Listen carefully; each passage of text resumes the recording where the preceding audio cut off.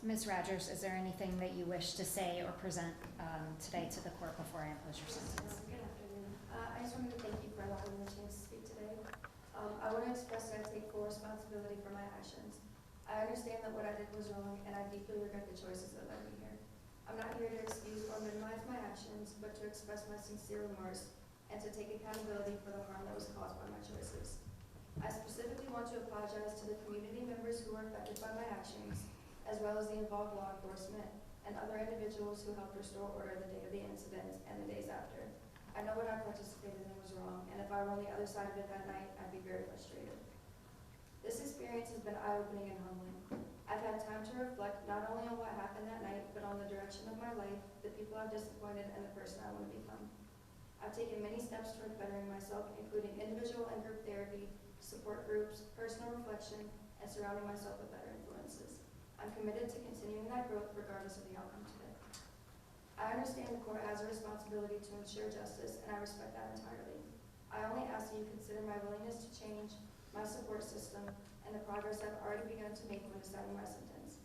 I'm not the same person I was on September 28th, and I hope you can see that I'm working hard and doing everything I can to be better for myself, my family and friends, and for the community. Thank you again for your time and willingness to be my statement. Thank you. We have nothing further, Judge. Okay, thank you.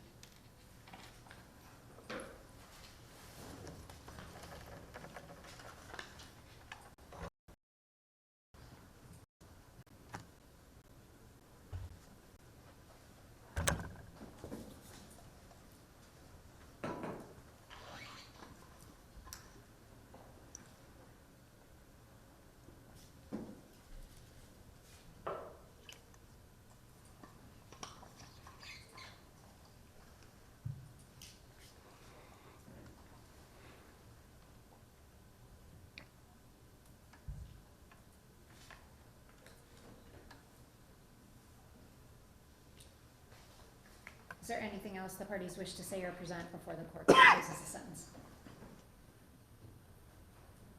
No, Your Honor. Okay. Not on the behalf of the defense, Judge. Okay, thank you. So before imposing the sentence, the court notes for the record, it has considered the record, the oral statements made here today, the pre-sentence investigation report that's been reviewed by the parties, as well as the defendant's sentencing memorandum with the attached letters, as well as the information that was provided by and presented by the state. The court has also considered the plea negotiations, the information provided with regards to through the state with regards to the law enforcement, any other information relied upon that was attached to the letters and memorandums, the facts of the indictment, the criminal history of the defendant. The court has considered all relevant factors outlined under Ohio Revised Code 2929.11, 2929.12, and 2929.13, including seriousness of the offense and recidivism factors through 2929.19. The court must and has formulated its decision based upon the overriding principles and purposes of felony sentencing, namely to protect the public from future crime by the defendant or others, and to punish the offender using the minimum sanctions that the court determines accomplishes those purposes without imposing an unnecessary burden on state or local government resources. To achieve these purposes, the court has considered the need for incapacitation, deterrence, rehabilitation, and providing for restitution. The court must and has considered the seriousness and recidivism factors relevant to the offense and offender pursuant to Ohio Revised Code 2929.12. The court must and has ensured that the sentence being imposed does not demean the seriousness of the crime and the impact it has on the victims, and is consistent with other similar offenses committed by like offenders. And finally, the sentence is not based upon any impermissible purposes, namely the race, ethnic background, gender, or religion of Ms. Rogers. Do you understand that, Ms. Rogers? Yes. Okay.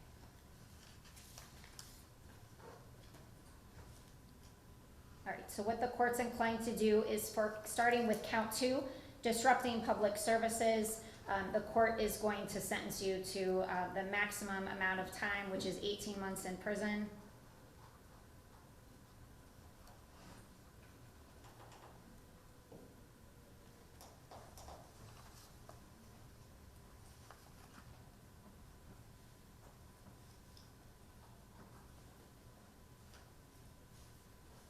There was also a specification for forfeiture of property on that count, which would be the forfeiture of the 2020 Infiniti Q50 with a VIN number JN1EB7AR5LM250122, as well as a cell phone to be forfeited to the Cleveland Division of Police. As for count 1, the court is going to sentence you to the maximum amount of time in prison, which is 12 months in prison.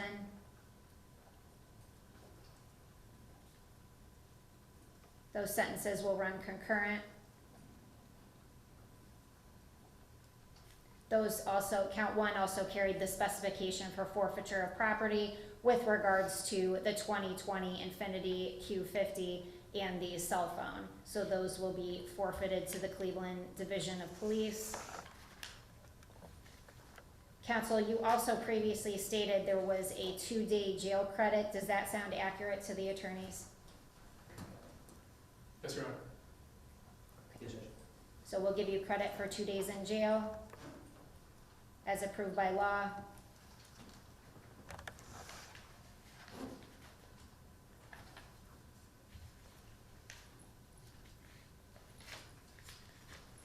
Counsel, did you wish to be heard with regards to court costs and fines?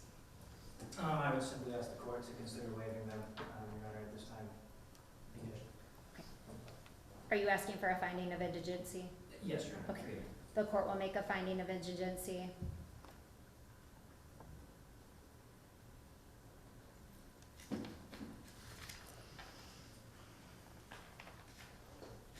I think we've addressed the previous plea conditions, which were the forfeiture of both the vehicle and the cell phone to the Cleveland Division of Police. There is a 2-day credit in jail. So I also have to address with you post-release control. Since you are being sentenced to prison, upon completion of your prison term, you may or shall be subject to post-release control for up to 2 years as determined by the parole board pursuant to Ohio Revised Code 2967.28. And that's up to 2 years at the discretion of the parole board and not of this court. If you are placed on post-release control and you violate, the adult parole authority is authorized to return you to prison for up to a maximum of 1/2 of the original sentence imposed. If you're convicted of a new felony while on post-release control, in addition to being punished for the new offense, the judge could add an additional consecutive prison term of 1 year or whatever time remains on your post-release control term, whichever is greater as a maximum. While you're on post-release control and you fail to report to your parole officer, you could be charged with escape, which is a felony. If you violate any post-release control rule or condition, you may be subject to a more restrictive rule or condition, a longer duration under supervision, or you could be sent back to prison even though you have done all of the time in which you have been sentenced. You could get up to 9 months in prison for each rule violation.